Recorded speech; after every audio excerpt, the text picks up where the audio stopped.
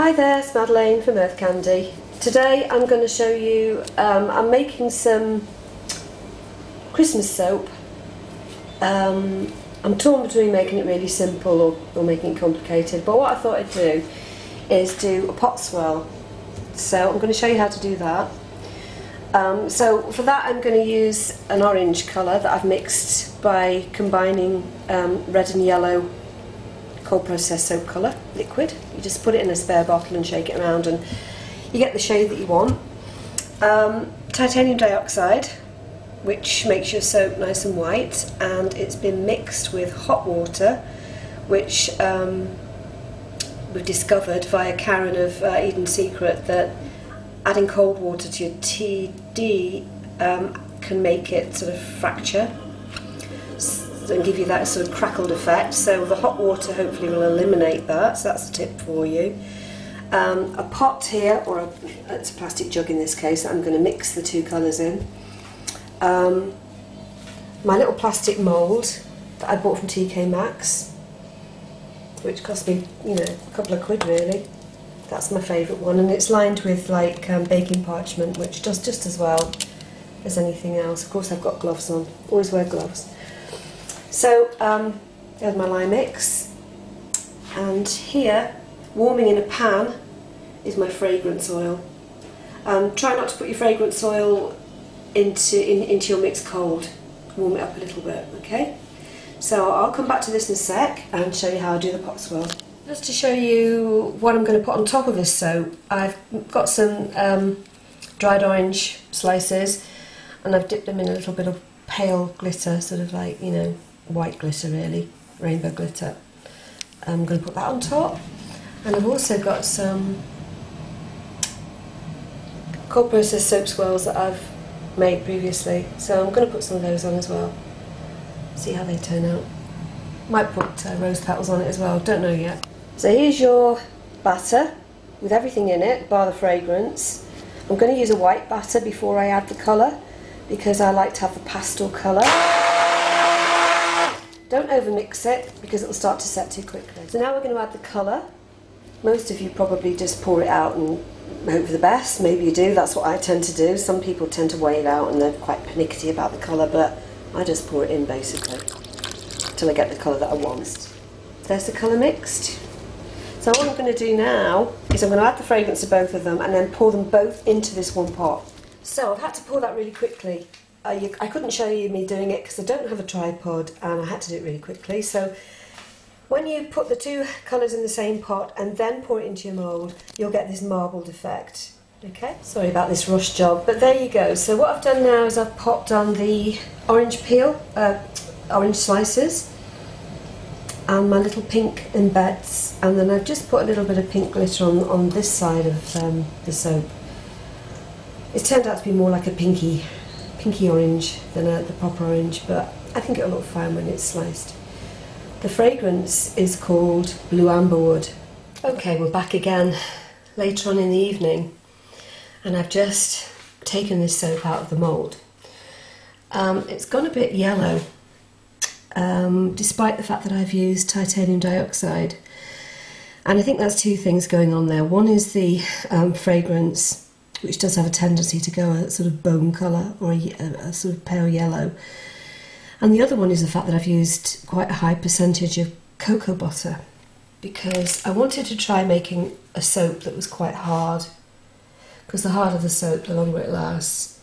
So my percentage of cocoa butter is something like 10 or 12%, and it's certainly made this very firm. So I'm going to cut it now and see what the texture's like. Okay, so we're just going to cut it now. I've cut one off and you can see the pot swirl, the effect that we've had through putting the two different colours into one jug and then pouring it into the mould. And that's not stirring it around at all, that's just purely just pouring it like that. Quite pleased with the texture, it's very firm. This has only been out of the mould. I mean, it's, you know, I only did it this morning. I made it about 11 o'clock this morning. It's now 11:30 at night, so kind of pleased with the way it's turned out, I have to say. This potter's great. The only thing about it is that the marble's quite slippery, and I wish it was like roughened up or serrated or something so that it would hold the soap, but it isn't, so you just have to try and hold it really firm each time you cut it. Still gives a really good effect, as you can see. I hope that's not too close. If you have any straggly edges, I mean, I just tend to sort of run my finger down like that. Run your finger down it to smooth it out. Yes, I know I should be wearing gloves, but I've got hands like cast iron, and I have to say that I've never actually had a problem 12 hours after, or, you know, or even sort of 6 or 7 hours. I wipe my hands and I haven't had a problem getting burnt or anything. But that's just me. I wouldn't recommend it for everybody, but I do sort of have cast iron fingers. But I should really be wearing gloves. So yeah, I'm kind of quite pleased with this. This fragrance is quite a strong fragrance. It's called Blue Amberwood, and it's a musky fragrance, but it's quite fruity as well. It's a very lingering, strong, premium fragrance. It's one of my favourites because it lasts so well in cold processed soap. It's just one of those fragrances that you can get some real mileage out of. That's very good value for money. So I've got 1, 2, 3, 4, 5, 6, 7. I'll get 9 out of this, I think. Maybe an end piece, probably. Yeah, I'll get an end piece, which I usually keep back for myself or friends, or just as a tester. And sometimes you get people wanting to, you know, test them out for themselves before they actually buy anything. I don't tend to send out free samples anymore. That's a bygone thing, because I was getting too many people taking advantage of that, and I ended up sending out loads of freebies and people weren't buying, they were just getting freebies off me, so I don't do that anymore.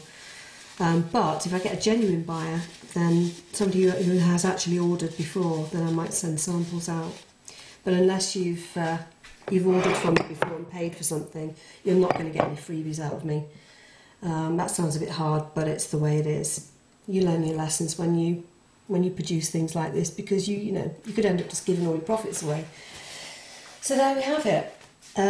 Yeah, I'm pleased with that. It looks great. I probably cut this a little too soon. It's still a little tiny widgy bit warm in the middle, but not much. But obviously the cocoa butter's made a huge difference to the texture. It's much firmer, and I'm sure over the next couple of days this will just go waxy and really quite firm, and I'm really happy with that at the moment. So I'll keep you informed.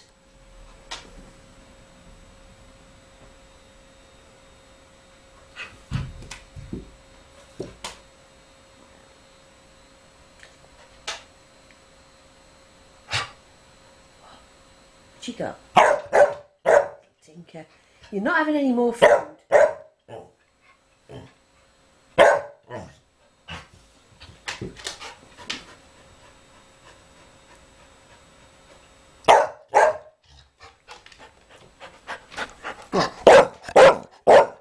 Tinker.